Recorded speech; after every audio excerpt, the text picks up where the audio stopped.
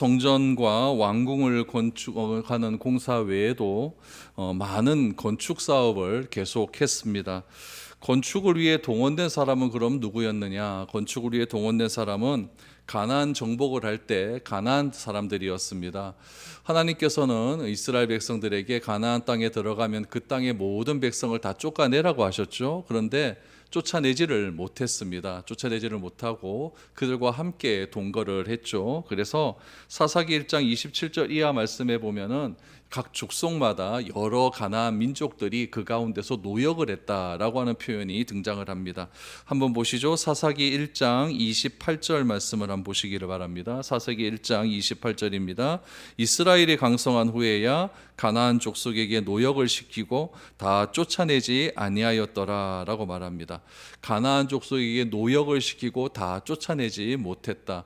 일단 이들을 쫓아내지 못했으니까 이스라엘 백성들은 편했을 겁니다. 일을 대신해 줬으니까요. 그러나 몸이 편하면은 또 뭐가 안 좋을까요? 영적으로 안 좋겠죠. 얘들이 가지고 있었던 우상들이 이스라엘 민족을 늘 언제나 괴롭히는 그런 일들이 일어나게 되었습니다. 그러니까 결국 건축에 동원된 사람들은 다 노예들이었습니다. 이스라엘 백성들은 노예들을 감독하는 일과 병력에 투입이 되었다라고 이렇게 후반에 보면 나와 있습니다.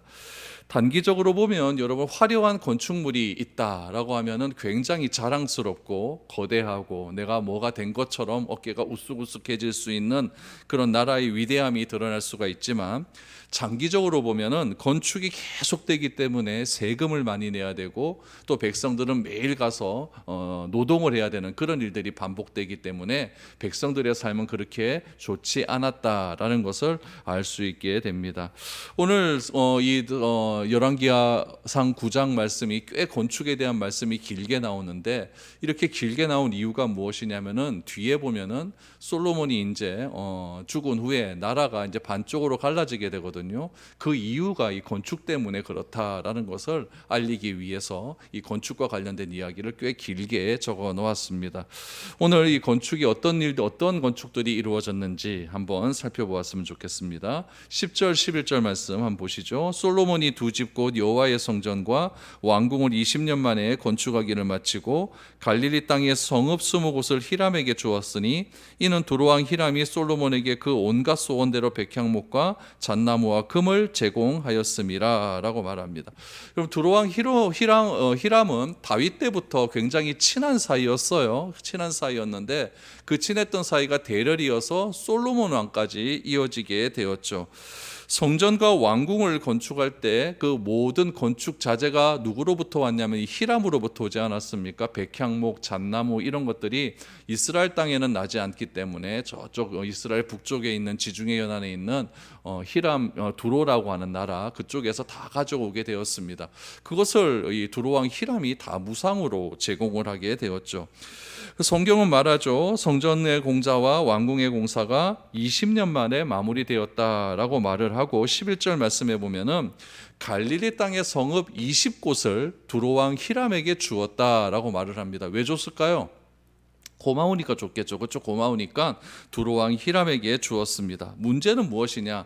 여러분 갈릴리 땅 가운데 성읍을 20개 줬다. 그럼 꽤 넓은 영토를 준 거예요. 줬는데 이 두로왕 히람이 그 선물을 받고 마음에 들지 않았다라는 데 문제가 있습니다. 우리 12절에서 14절 보시죠. 히람이 두로에서 와서 솔로몬이 자기에게 준 성읍들을 보고 눈에 들지 아니하여 이르기를 내 형제여 내게 준 이 성읍들이 이러한가 하고 이름을 가볼 땅이라 하였더니 그 이름이 오늘까지 있느니라. 히람이 금 120달란트를 왕에게 보내었더라 라고 말합니다. 여러분 선물은 뭐가 제일 좋은 선물일까요? 받는 사람이 원하는 걸 주는 게 가장 좋은 선물이겠죠. 받는 사람이 원하지도 않는 그런 선물을 딱 주게 되면은 주는 사람만 선물 준 겁니다. 받는 사람은 뭐 좋긴 좋은데 내가 원하지 않는 그런 선물을 받아 놓으니까 별로 이게 마음에 들지 않는 거죠. 이 두로왕 히람이 그랬던 것 같아요. 솔로몬은 갈릴리 북쪽에 있는 땅 20개를 성읍 20개를 왕에게 주었습니다. 근데 여러분 이 지형을 우리가 좀 알 필요가 있는데 여러분 솔로몬 왕이 주었던 갈릴리 북쪽 20성읍은 주로 산지예요. 산지이기 때문에 굉장히 나무가 나무가 많고 그런 곳이었죠. 나무는 여러분 두로 땅에도 나무가 많잖아요. 그러니까 이 솔로몬 왕이 두로 왕이 이렇게 뭐 백향목을 보내고 잣나무를 보내면 솔로몬 그에 대한 보답으로 뭘 많이 보냈냐면은 기름, 농산물 이런 것들을 많이 보내줬거든요.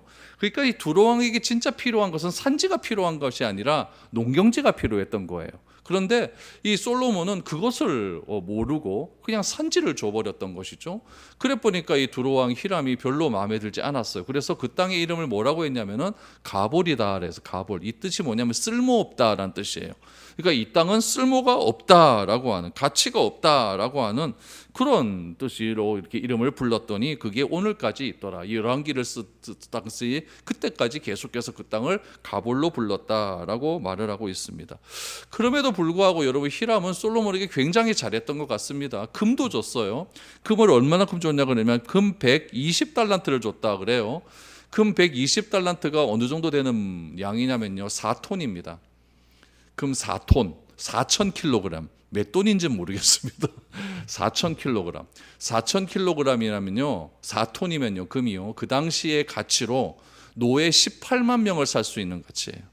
그러니까 엄청난 양의 금을 그에게 주었죠. 그때 그 금 갖고 다 뭐 했습니까? 막 성전 다 막 금으로 다 도배하고 자기 왕궁 금으로 다 도배하고 뭐 이랬지 않습니까? 그래서 나중에 보면은 금이 하도 많으니까 이 은이 돌같이 익었더라, 은을 돌같이 익었더라라고 말할 정도로 금이 굉장히 풍부했던 그런 나라였다라고 말을 할 수가 있습니다.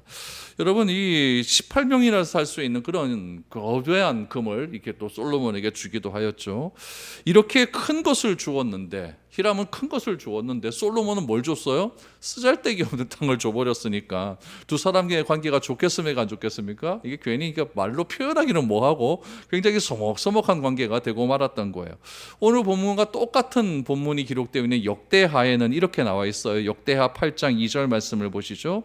역대하 8장 2절에 보니까 후람이, 히람인데 후람으로 나왔어요. 후람이 솔로몬에게 되돌려준 성읍들을 솔로몬이 건축하여 이스라엘 자손에게 거기에 거주하게 하니라 라고 말하죠. 그러니까 다시 돌려주었다라는 거예요. 근데 중요한 건 뭐냐면 여기서도 뭐가 나왔다 그래요? 뭐가 하냐면 건축을 하였다라고 하는 말이 나오죠. 그러니까 산지니까 뭐 나무 많고 우리가 산지를 다 이렇게 깎아야 될 건 아닙니까? 그것에 의해서 또 건축을 했다. 그래서 거기에다가 이스라엘 사람들을 살 수 있게 했다라고 말을 하고 있습니다. 그럼 여러분, 여기서 우리가 하나 알아야 될 게 하나 있습니다. 솔로몬이 뭐 이게 히람에게 받은 은혜에 보답하는 마음으로 이렇게 땅을 줬어요. 뭐 주긴 줬다는 이야기죠. 그러나 솔로몬이 생각을 하지 못했던 것이 하나 있어요. 선물 주는 건 좋은데 하나님의 말씀을 어겨가면서 선물을 주는 것, 이거는 별로 좋지 않은 거거든요. 이스라엘은요, 땅이 굉장히 중요한 의미를 가지고 있습니다. 그래서 땅을 성경에 보면 기업이라고 나오지 않습니까? 기업은 절대 팔아도 된다, 안 된다? 안 된다고 했어요. 그런데 이 기업을 여러분 아무렇게나 이렇게 솔로몬이 왕에게 주었다라고 하는 점은 굉장히 잘못된 일이죠. 우리 성경 한번 보죠. 레위기 25장 23절 말씀을 보시죠. 토지를 영구히 팔지 말 것은 토지는 다 내 것임이라. 너희는 거류민이요 동거하는 자로서 나와 함께 있느니라. 그러니까 토지는 매매가 되지 않는 거예요. 혹시라도 매매를 하게 되면 누구에게만 매매를 할 수가 있냐면 같은 지파 사람끼리만 매매할 수 있어요.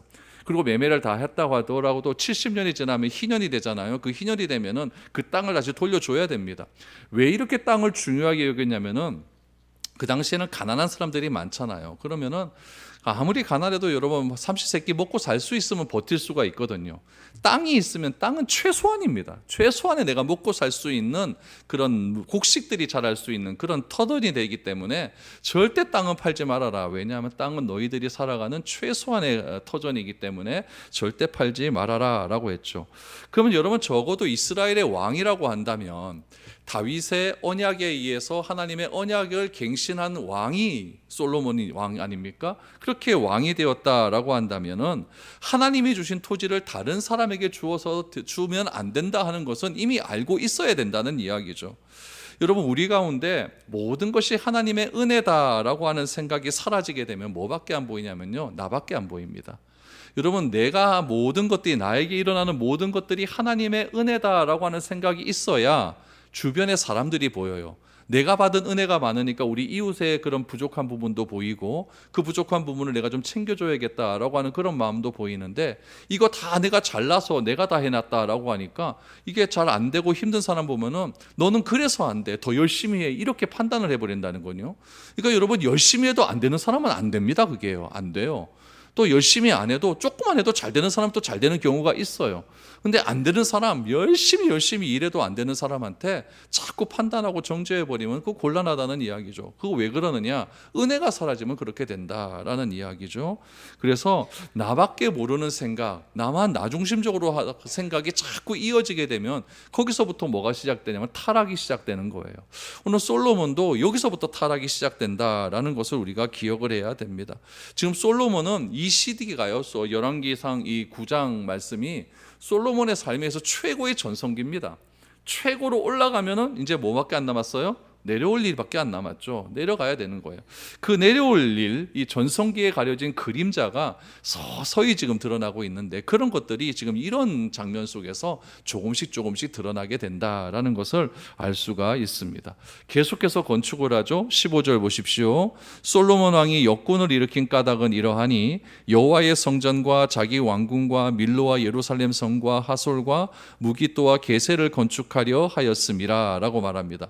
역군을 일으킨 까닭이, 그러니까 일꾼들을 일으켜서 건축한 이유가 무엇이냐? 오늘 요 15절에 나오는 이러한 것들을 건축하기 위해서 일꾼들을 일으켰다라고 이야기를 하죠. 15절 말씀해 보니까 밀로라고 하는 게 나와요. 밀로라고 나오는데, 밀로가 어디냐면은 예루살렘 이렇게 동서남북 있지 않습니까? 동서남북 있으면은 예루살렘 제일 북쪽에 있는 그 성읍이 밀로예요. 근데 서쪽, 동쪽, 남쪽은 좀 든든하거든요. 왜냐하면은 이 서쪽으로는요, 동쪽으로는 절벽이에요. 예루살렘이 이렇게 절벽이 있어서 이렇게 내려갑니다. 이렇게 내려가요. 그러니까 이 북쪽이 굉장히 취약해요. 북쪽은 좀 취약해서 다윗 시대 또 보면은 이 밀로를 건축하려고, 밀로를 강화하려고 꽤 애를 썼던 기록들이 성경에 나옵니다. 근데 이 다윗 시대 때 그렇게 밀로를 건축해 놨는데 시간이 오래 지나다 보니까 거기에 또 좀 또 무너진 데도 있고 또 망가진 데도 있을 거니까 그 밀로를 건축했다라고 하는 것은 자기 아버지 다윗 시대 때 건축했던 그런 것들을 보수하고 재건했던 그런 사업을 했다라는 것을 우리가 알 수 있게 됩니다. 또 뒤에 보니까 하솔이라고 하는 곳이 나와요. 하솔은 어디냐면은 이제 갈릴리 호수 북쪽으로 한 16km 더 올라갑니다. 그러니까 꽤 많이 올라갔다는 것을 알 수가 있어요. 그 하솔 땅, 그 하솔 땅에도 솔로몬이 건축을 했다. 그러니까 여러분, 예루살렘에서 하솔까지 가려면요, 요즘도 예루살렘에서 갈릴리 호수까지 가려면 차 타고 한 1시간 반 이래 가거든요. 근데 그 당시에 하솔까지 가려면 얼마나 병력들이, 그 군인들이 또 일꾼들이 이동하는데 얼마나 힘이 많이 들었겠습니까? 그런 일들도 있었다. 무기또라고 하는 지역도 나와요. 이 무기또라고 하는 지역은 여러분 구약에서 굉장히 중요한 지명입니다. 이스라엘 보면 이게 서쪽으로 보면 지중해가 있잖아요. 지중해 길을 뭐라고 이야기하냐면은 해변길이라고 해요. 해변길. 그 해변길로 쭉 내려가면 어디까지 가냐면요, 이집트 애국까지 가게 됩니다. 이 에집트에서 이 해변길로 쭉 북쪽으로 올라가요. 북쪽으로 올라가서 동쪽으로 쫙 가면은요, 어느 쪽에 나오냐면 갈릴리 호수를 건너서 요단강을 건너게 됩니다. 건너면 그쪽이 뭐가 나오냐면 이제 티그리스 유브라데스 강이 나와서 뭐 아수르, 바벨론 이런 땅이 나오거든요.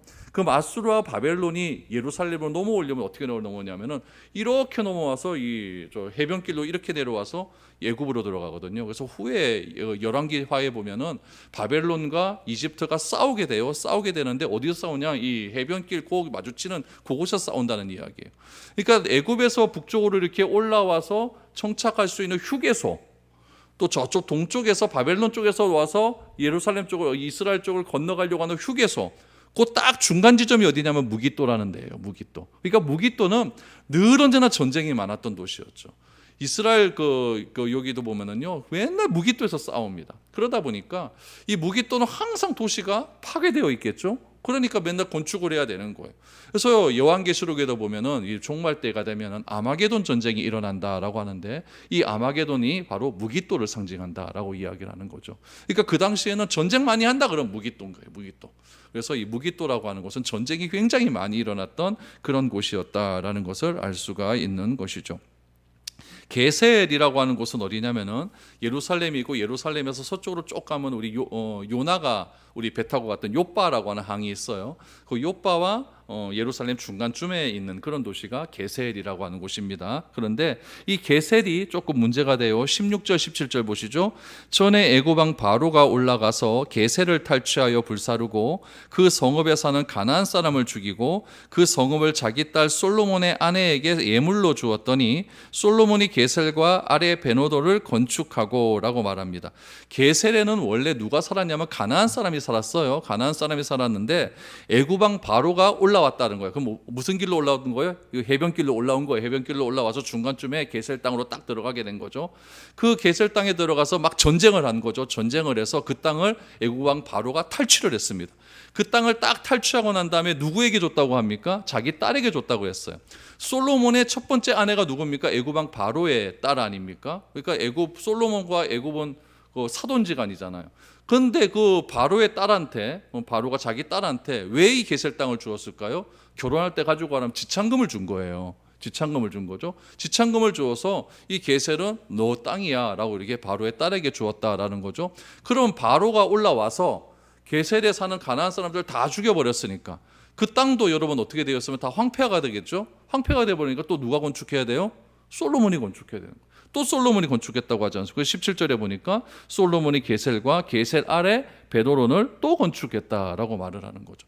그러니까 계속 건축만 하는 겁니다. 건축만 하는 거예요. 누가 죽어납니까? 노예들이 죽어나는 거고 이스라엘 백성들만 죽어나는 거죠. 18절 19절 보세요. 또 바알랏과 그 땅에 들에 있는 다드몰과 자기에게 있는 모든 국고성과 병거성들과 마병의 성들을 건축하고 솔로몬이 또 예루살렘과 레바논과 그가 다스리는 온 땅에 건축하고자 하던 것을 다 건축하였는데 그랬어요. 여러분 18절에서 19절까지 건축이란 말이 계속 반복적으로 나오죠. 근데 여러분 보세요. 여기 보니까 19절쯤 보면은 솔로몬이 예루살렘과 레바논과 그가 다스리는 온 땅이라 그랬어요. 여러분 레바논은 어디 있냐면요. 솔로몬 갈릴리 호수 더 북쪽에 두로 땅 그쪽 더 북쪽에 있는 거예요. 레바논의 백항목 그러지 않습니까? 그러니까 굉장히 북쪽이에요. 그러니까 북쪽 땅까지 다 건축을 한 거예요. 예루살렘은 남쪽에 있지 않습니까? 이스라엘 중부에 있지 않습니까? 그쪽도 다 건축을 한 거죠. 그러니까 여러분 이스라엘 온 땅을 다 건축해 버린 거예요. 그러니까 얼마나 힘들었겠습니까? 그러니까 계속해서 건축을 했다라고 나와요. 그래서 20절에서 23절까지의 말씀을 보면은 그 건축한 사람들이 누구냐? 건축한 사람들이 누구냐? 20절에서 22절까지 말씀을 보면은 누구였냐면 다 가나안 백성들이었어요. 가나안 족속들의 이름들이 쭉 나오지 않습니까? 아모리 사람, 헷 사람, 브리스 사람 이런 사람들이 다 가나안 사람들이거든요. 아까 사사기에 말씀드렸던 그 쫓아내지 않았던 그 사람들을 다 지금 노예로 부리는 거예요. 노예로 부리고 이스라엘 사람들은 뭐 했습니까? 그 노예를 관리하는 그런 공사장, 관리하는 사람 그런 사람으로 다 임명을 했다라고 말을 하고 있는 것이죠. 그럼 우리도 저기 여행을 가보면은 유적지에 가보면 많은 건축물들이 남아 있지 않습니까? 저도 여기 한번 가보고 싶은데 로마에 가면요 원형 경기장이 있어요. 아시죠? 원형 경기장. 원형 경기장이 있는데 그 원형 경기장을 콜로세움 경기장이라고 하지 않습니까? 그 경기장을 누가 건축했는지 아십니까? AD 70년에 이스라엘이 로마에 의해서 완전히 멸망을 당합니다. 멸망을 당한 이후에 로마의 장군들이 예루살렘에 있는 백성들을 다 로마로 끌고 갔어요. 끌고 가가지고 거기에 10만 명의 유대 사람들이 노예로 전락을 해서 그렇게 콜로세움 경기장을 만들었다는 이야기죠. 얼마나 짐승처럼 부려먹었는지 정말 잘 만들어놨어요. 그래서 거기 보면은 경기장인데 그 로마가 또 해군이 강하지 않습니까? 그래서 군함을 띄워놓고 그 경기장 안에다가 군함을 띄워놓고 그렇게 해전도 치르는 그런 연습을 했다 그래요. 그러니까 그 안에 뭐 수로 시설까지 다 되어 있는 거죠. 그러니까 얼마나 잘 만들어놨겠습니까? 그럼 10만 명이나 되는 사람이 거기서 열심히 짐승처럼 일을 했어요. 로마 경기장이 완성됐어요. 완성되고 난 다음에 거기서 건축을 하다가 죽은 사람들이 있겠죠. 살아남은 사람이 있어요. 살아남은 사람은 어떻게 되었을까요? 개장하는 날 다 죽여버렸습니다. 사자굴에 죽여버리고 그냥 사람들 다 모아놓고 7만 명 8만 명 들어가게 모아놓고 거기 운동장에 모아놓고 그냥 사람들이 막 검투사로 막 칼로 찔러 다 죽여버린 거죠. 그러니까 역사를 보면요 이 화려한 왕의 업적 뒤에는요 이름 없는 사람들의 희생이 이렇게 많다는 이야기죠. 애굽에서 이스라엘 백성들은 400년간 무슨 생활을 했어요? 노예 생활을 한 거예요. 월화수목 금금 쉬는 날 없이 계속 노예 생활을 한 거죠. 그렇게 힘들고 어려웠던 시절이 있었던 이스라엘 민족에게는요 솔로몬에 의해서 공사와 노동에 시달리게 된 거예요. 그러니까 자기들도 노예 생활했으면은 그 노예의 그 어려움들을 알아야 되는데 개구리 올챙이 쪽 생각 못 한다고. 그거 자기 조상들이 다 노예 생활하면서 그렇게 애굽에 있었던 찬란한 그런 건축물들을 다 지었는데 그거 생각하지 못하고 자기들이 또 주인이 되어서 다 노예로 부려먹는 그런 일들이 일어나게 되었다라는 것이죠. 여러분, 그 성전과 왕궁 지을 때는요, 그래서 솔로몬이 좀 괜찮았어요. 3교대로 돌렸거든요. 그러니까 하루에 38에 24서 8시간 일하는 겁니다. 일하고 집에 좀 갔다 쉬었다가 또 오고 이렇게 했는데, 이번에는 여러분 3교대도 없습니다. 계속적으로 하는 거예요. 왜 계속적으로 해야 될까요? 빨리 만들어야 되니까. 쉬지 않고 막 노동을 그렇게 강요했다라고 말을 하는 것이죠. 여러분, 이렇게 노예 생활을 해서 노예를 계속 이렇게 핍박을 하게 되니까 결국 이스라엘도 나중에 어떻게 됩니까? 노예로 끌려가게 되잖아요. 그러니까 이게 사람을 이렇게 자꾸 휘어잡고 사람을 강압적으로 누르는 것은요, 굉장히 이게 좋지 않은 그런 일입니다. 하나님께서 가나안 땅을 정복할 때 가나안 사람을 다 쫓아내려고 했지만은 이스라엘 백성들은 그렇게 하지 않았어요. 그 이유가 무엇이냐면요, 광야 생활할 때 이스라엘 백성들은요, 일을 하지 않아도 먹고 살았습니다. 왜냐하면 아침에만 일어나면 하늘에서 만나가 떨어지니까 일 안 해도 먹고 살았거든요. 근데 요단강을 딱 건너와서 첫 번째 도시가 무엇이냐면 길갈이라고 하는 동네예요. 길갈이라고 하는 동네에 딱 도착을 하자마자 하늘에서 만나가 안 떨어집니다. 그러면 얘네들이 뭐 먹고 살아야 됩니까? 이제 가나안 땅에서 농사 짓고 살아야 되는데, 이스라엘 백성들은 40년 동안 광야에서 생활할 때 농사 짓는 법을 몰라요. 근데 이 가나안 땅에 살았던 사람들은 농사 짓는데 선수들이거든요. 어떻게 하면 농사 짓는지 잘 압니다. 그러니까 한 번은 딱 보니까 비가 안 와? 그럼 우리 비의 신을 만들자. 그래서 바알 신을 만드는 거예요. 풍년이 안 됐어? 그러니까 풍년의 신을 하나 만들자. 그게 아세라 신 아닙니까? 그러니까 이 농사 짓는 방법을 모르니까 이 가나안 사람들하고 이제 계약을 맺는 거죠. 너 살려줄 테니까 너 우리 집 와서 농사 지어. 그럼 그 사람들이 열심히 일하고 농사를 짓는 거죠. 농사 짓고 농사 그 지은 열매는 다 이스라엘 사람들이 가져가고 이 사람들 노예로 부려먹게 되는 거죠. 그러니까 불과 40년 전에 자기들이 노예 생활하면서 그렇게 어렵게 생활했으면서 이제 자기가 가나안 땅에 들어와 놓고 자기가 지배하는 그런 사람들이 되고 말았다라는 이야기죠. 여러분, 사람이 왜 이렇게 자꾸 높은 곳에 올라가서 남을 지배하려고 하냐면요, 이게 사람과 짐승의 차이예요. 짐승은 일을 시키려고 하면 사람의 뜻대로 일을 못 시킵니다. 일이 잘 안 돼요. 왜 그러냐면 짐승은 의사소통이 안 되잖아요. 그냥 어이 할 뿐이지 짐승 보고 뭐 이렇게 구체적으로 지시를 합니까? 그게 안 되잖아요. 그런데 사람은 무엇이라고 지시를 하면 의사소통이 되니까 그거대로 할 수 있는 능력이 되거든요. 그러니까 그 사람보다 내가 더 높은 곳에 올라가서 그 사람을 지배하고 싶은 마음이 우리 인간 가운데는 늘 언제나 있다는 이야기죠. 그게 뭐냐면 자기중심적인 사고예요. 하나님의 은혜가 나에게 임해야 내 지배를 받고 있는 그 사람의 어려움이 보일 텐데, 이게 다 내가 잘나서 그렇다라고 생각을 해버리니까 나의 지배를 받고 있는 그 밑에 사람들의 고충이 보이지가 않는 거죠. 이런 일들이 지금 이스라엘 백성들 가운데 자꾸 일어나게 되었다라는 이야기죠. 그래서 이스라엘 백성 솔로몬이 자기 모든 그런 노예들을 시켜서 이렇게 온 이스라엘을 다 건축하면서 그렇게 화려한 문화재를 만들기 시작한 것이죠. 24절 25절 보시죠. 바로의 딸이 다윗성에서부터 올라와 솔로몬이 그를 위하여 건축한 궁에 이를 때에 솔로몬이 밀로를 건축하였더라. 솔로몬이 여호와를 위하여 쌓은 제단 위에 해마다 3번씩 번제와 감사의 제물을 드리고 또 여호와 앞에 있는 제단에 분향하니라. 이에 성전 짓는 일을 마치니라 라고 말합니다. 여러분, 솔로몬과 결혼한 바로의 딸이 어디서 살고 있었다고 나오냐면 24절에 보니까 다윗성에 살고 있었다라고 나와요. 그런데 솔로몬이 바로의 딸을 위하여 집을 한 채 지어줍니다. 궁을 한 채 지어줘. 어디다 지어줬다고요? 밀로에다가 궁을 지어줬다라고 해요. 그럼 왜 이렇게 지어줬느냐? 그냥 살면 되지. 안 그래도 백성들 힘들어 죽겠는데 왕의 아내까지 또 집 지어줘야 되느냐? 집도 여러분 한 30평짜리 지어줍니까? 왕비인데 어마어마하게 지어줘야 되잖아요. 그러니까 이걸 왜 지어줬느냐? 역대기에 보면 이렇게 나옵니다. 역대하 8장 11절 말씀을 보시기 바랍니다. 역대하 8장 11절에 보니까 솔로몬이 바로의 딸을 데리고 다윗성에서부터 그를 위하여 건축한 왕궁에 이르러 이르되 내 아내가 이스라엘 왕 다윗의 왕궁에 살지 못하리니 이는 여호와의 궤가 이른 곳은 다 거룩함이니라 하였더라 라고 합니다. 그러니까 다윗성이 있고 궁궐이 있는, 성전이 있는 거죠. 성전에는 하나님의 법궤가 있지 않습니까? 이거 거룩한 곳인데 이방의 여인이 어떻게 하나님의 성전과 가까이 살 수가 있느냐? 그러면 그 여자는 결혼을 하지 말든지. 그렇습니까? 어떻게 이방 여인이 하나님의 전과 가까이 이렇게 살 수가 있는? 그러면서 쫓아내버리는 거죠. 쫓아내가 내 집 하나 줄 테니까 너 거기서 살아. 이렇게 만들어줬다는 이야기예요. 그 일을 다 하고 나서 여러분 어떻게 됐느냐? 25절 말씀에 보니까 뭐라고 나오냐면은 하나님의 전을 위하여 제단위에 1년에 3번씩 제사 드리고 그 다음에 감사제를 드렸다라고 이게 결론을 짓습니다. 여러분 이 25절 말씀이 중요한 게 뭐냐면은 성전의 기능이 이제 본격적으로 시작되었다라는 거죠. 1년에 3번 드리는 것은 유월절, 오순절, 그 다음에 장막절 이렇게 3개 있지 않습니까? 유월절은 봄에 드리는 예배고 또 그 다음에 오순절은 77절이라고 하면 오순절은 추수하고 난 다음에 드리는 예배고 장막절은 가을에 드리는 예배거든요.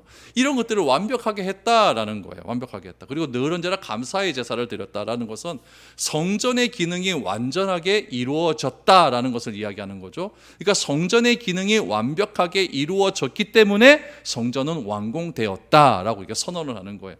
그러니까 다 성전을 그냥 준공 검사만 다 해가지고 솔로몬이 막 기도하고 막 봉헌식 하고 있지 않습니까? 그것도 중요하지만은 성전의 참된 기능은 예배 드리는 것에 있기 때문에 예배를 이렇게 드렸기 때문에 성전 공사가 이제 완전하게 끝이 났다라는 것을 이야기하고 있습니다. 거기에다가 솔로몬이 얼마만큼 세금을 걷어들였는가에 대한 이야기가 26절 이하에 나오는데 조선 사업을 잘했던 것 같아요. 배 만드는 일이요. 26절 보시죠. 솔로몬 왕이 에돔 땅 홍해 물가로의 엘롯 근처 에시온 게벨에서 배들을 지은지라 히람이 자기 종 곧 바다에 익숙한 사공들을 솔로몬의 종과 함께 그 배로 보내매 그들이 오빌에 이르러 거기서 금 420달란트를 얻고 솔로몬 왕에게로 가져왔더라라고 말합니다. 해상 무역을 하기 시작한 거예요. 여러분 사우디아라비아가 있고 그 위에 보면 이제 홍해가 이렇게 V자로 이렇게 되어 있거든요. 요 V자 제일 끝에 저기 가서 한번 지도 한번 보십시오. 그 V자 제일 끝에 보면 거기가 에시온 게벨입니다. 그러니까 홍해에서부터 이렇게 나와갖고 저쪽 북쪽으로 지중해로 나갈 수가 있는 거예요. 배를 타고. 근데 그 에시온 게벨에서 솔로몬이 보니까 뭘 만들었느냐? 배를 만들었어요. 근데 이 배를 만드는 것도 누가 그 배 만드는 사람을 보내줬느냐? 히람이 보내준 거예요. 히람 대단해요, 그렇죠? 히람. 그러니까 배를 만들어서 그 히람이 보내준 그 사람들에 의해서 조선업이 시작되고 배를 만들었으면 이 배 만든 것을 관광하려고 지중해 관광하려고 여러분 합니까? 아니잖아요. 이게 무역이 이루어지는 거죠. 해상 무역이 이루어지는 거죠. 해상 무역을 통해 갖고 어마어마한 재산이 들어오게 되는데 여러분 얼마만큼의 재산이 들어왔느냐? 28절에 보니까 금 420달란트. 아까 금 120달란트가 4톤이라고 그랬죠. 420달란트는 한 15톤 안 됩니까? 이야, 1톤만 있어도 그렇죠. 한 15톤 되는 금을 여러분 그 수익을 올릴 수 있었다라고 이야기를 하고 있는 거죠. 그러니까 이렇게 해상 무역이 시작되면서 나라가 완전히 바뀌게 되는 거예요.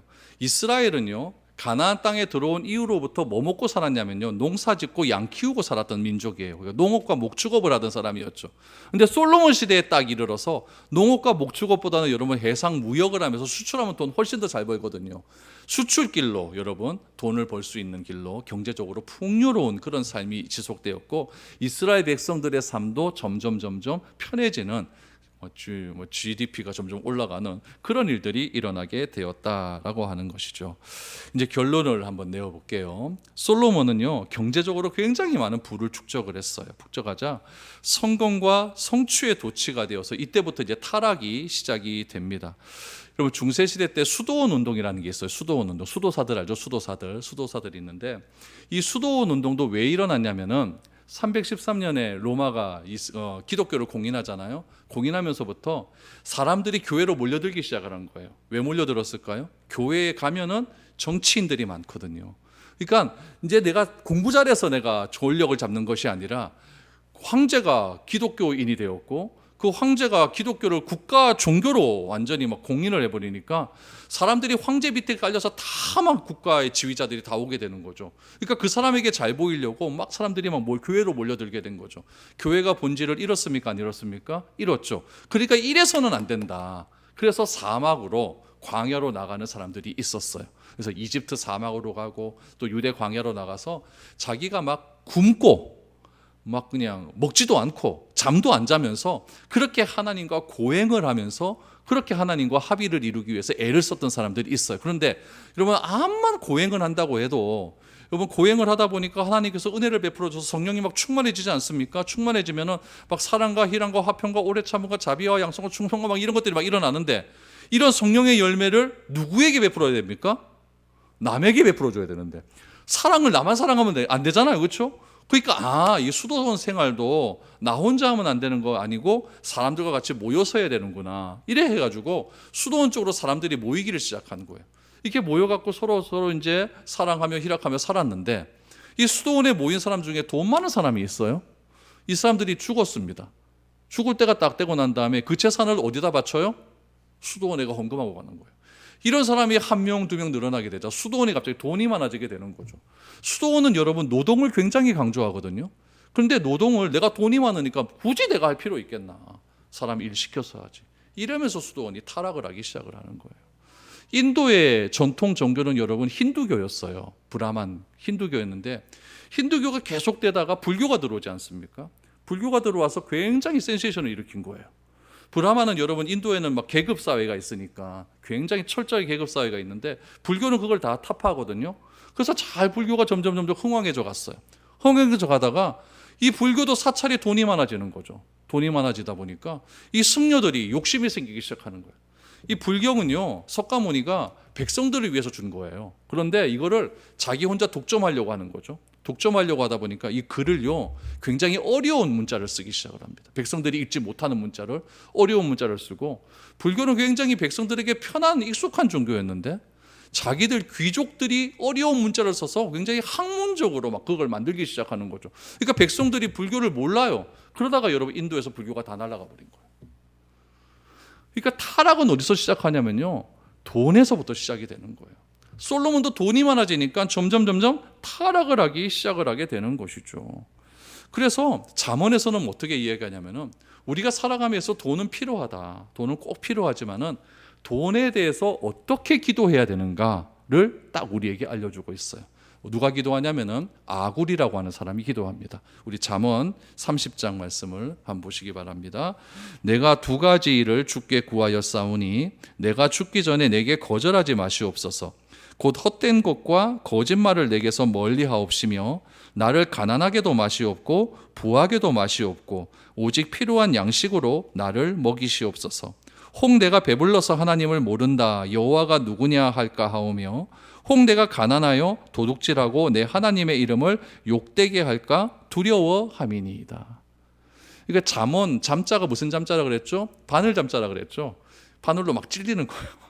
그러니까 이런 기도가 진짜 그 지혜자들의 기도였고 이런 기도를 지혜자들이 하나님께 간절히 구하면서 내가 돈 때문에 망하지 않도록 돈 때문에 하나님을 모른다 하지 않도록 하나님 나를 도와주십시오. 내가 너무 가난해서 먹지 못하면 주변의 사람들이 저 하나님 믿는 사람들이 왜 저래 저런 말 듣지 않도록 하나님 나를 먹이시고 입혀주옵소서 이렇게 기도했다는 거죠.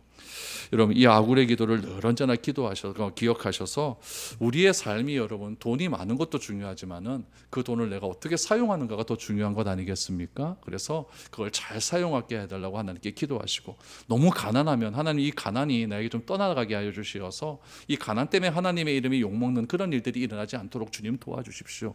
이렇게 기도하는 것이야말로 진정한 참된 기도다라는 것을 우리가 알게 됩니다. 솔로몬의 오늘 건축 사업을 우리가 알게 되었는데 너무 자기의 이름을 드러내기 위함보다는 우리 하나님의 이름을 드러내고 하나님을 위한 삶이 더욱더 복된 삶이다라는 것을 기억하셔서 항상 주님의 뜻대로 살아갈 수 있는 저와 여러분들이 될 수 있기를 축복드립니다.